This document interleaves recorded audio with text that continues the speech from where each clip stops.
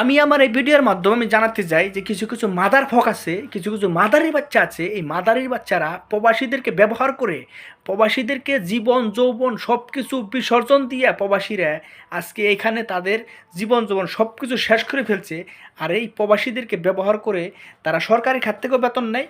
আবার প্রবাসীরা যদি একটা বিন্দু পরিমাণ সহযোগিতা করার এই নেওয়ার জন্য যায়, এম্বাসিতে কিংবা নানান জায়গায় যায়, তাহলে এই মাদার ফকের বাচ্চারা টাকা অফার করে, টাকা দিতে হয় তাদেরকে। তো আমি বলবো, দৃষ্টি আকর্ষণ করবো যে এই হারামখোরের বাচ্চারা, যে একটা সাধারণ মানুষ যখন বিদেশে আসে তার কত টাকা গুনতে হয়, কোন জায়গায় যেতে হয়, কি করতে হয়, সেটা কিন্তু মাদার চোত্তরা সকলেই জানোস।